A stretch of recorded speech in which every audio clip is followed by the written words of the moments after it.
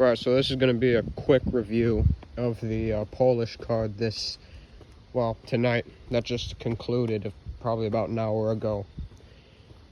So, into the undercard results, Meiirim Nursultanov, in an untelevised portion of the card, at least to my knowledge, defeated Iago Kizaria, I think his name is.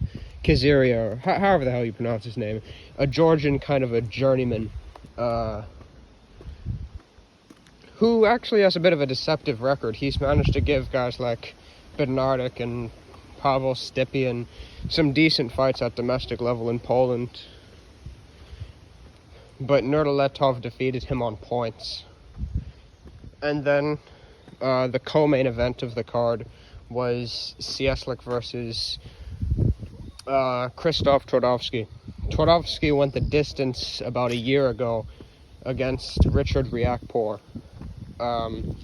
In that fight, Riakporhe was coming off of a 2.5-year layoff and definitely was not particularly aggressive.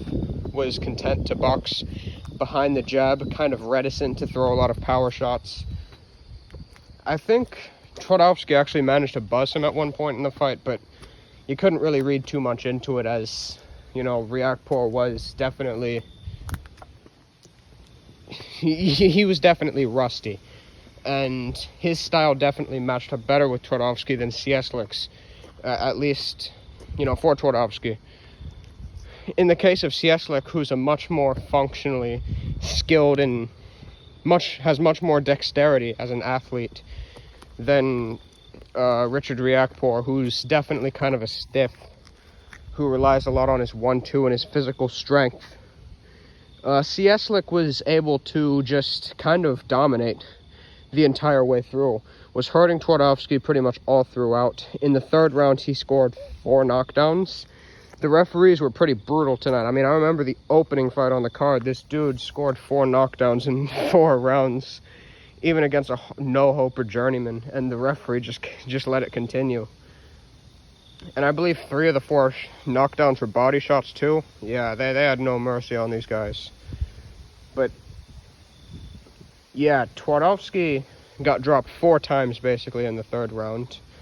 Was completely staggered, was getting beat up, was on extremely wobbly legs, and I think 3 out of the 4 times, or maybe all 4 times, Cieslik hit the dude while he was down. And the referee ended up giving Twardowski a break in the end of the round, you know, while he was still wobbled. He ended up recovering, I think, because of that time that he received and also the time in the corner. But nevertheless, he came back in the 4th round with his legs back, but still in survival mode, throwing the odd shot here and there, you know, in between one of Cieslik's combinations. But he still remained kind of patient, even though he was opening up. And then in the 5th round, while it looked kind of the same as it was in the 4th round, with Twardowski getting his legs back, he ended up getting hit with a left to the liver, and it ended up stopping him. So that was the first time Krzysztof Twardowski had ever been stopped in his career, which is, you know, a nice little result. So yeah, he wanted to stay busy fight Cieslik. But the main event of the fight, which I thought was a pretty interesting fight, intriguing, competitive, was Meiirim Nursultanov versus Marcelo Coceres. This fight was,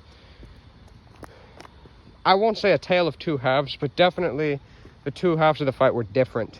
The first half, specifically the first 4 rounds, Nursultanov was in complete control. Well, should I say the first 3 rounds? The 4th round was competitive. But yeah, the first 3 rounds, Coceres was, you know, kind of just coming forward and trying to, you know, use his double jab to the body to push Nursultanov back. He was definitely the physically bigger guy, but Nursultanov showed a lot of confidence.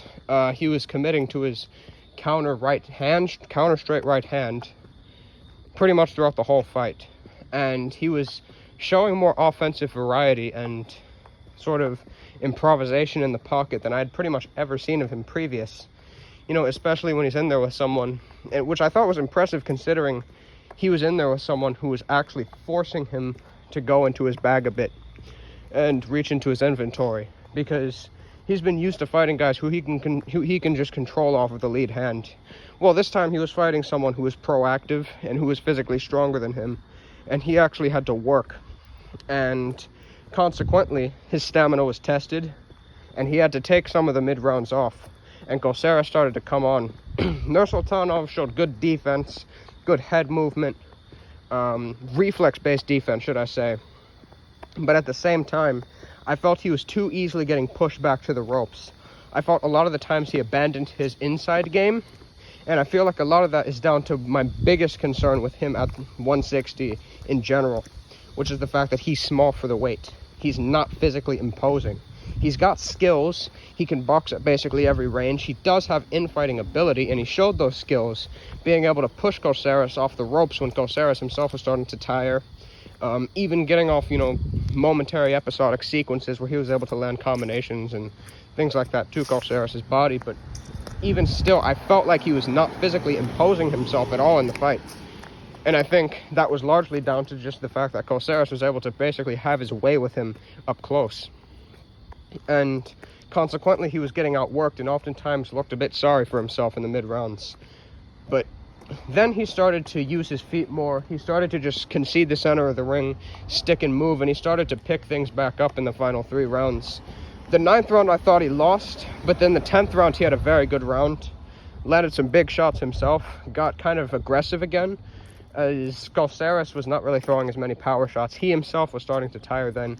He was becoming more and more susceptible to the clinch, and Nursultanov closed very strong. I had it 7-3 for him.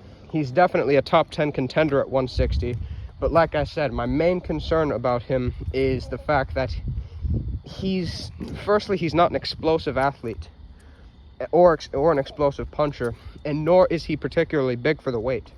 If he was at 154, where I'd think he would, have a more defined torso and would be physically stronger compared to a lot of his contemporaries at the weight, I'd probably be more hopeful on him winning a title, or at least being a very relevant factor at the top of the division. But at 160, just looking at how things flesh out, I don't know, man. I think he lacks the ability to physically impose himself on his opponents, especially when you're looking at the fact that he's going to be fighting, say, at the top of the division.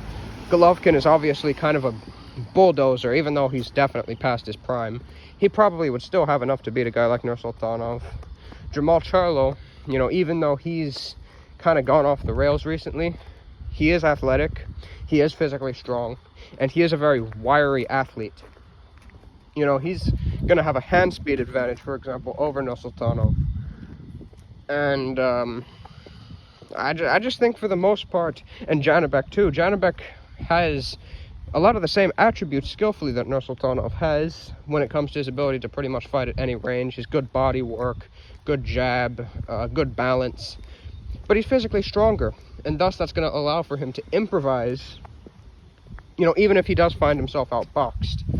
Nursultanov can definitely compete at a high level at 160, in my view. He can compete with those guys. He can beat guys right now, such as, he could beat a Selecki. He could beat a Eubank, too. Yeah, he could definitely beat a Eubank.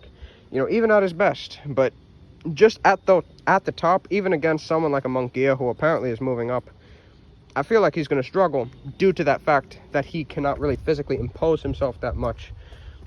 He doesn't have that physical... He doesn't have a very impressive physical prowess compared to those guys. So I can't really see him going far in terms of as an elite at 160, but he is someone who definitely does need to be watched and who definitely can pose a tough challenge for some of those guys. But yeah, that's how I feel about it. Anyways, I'm out.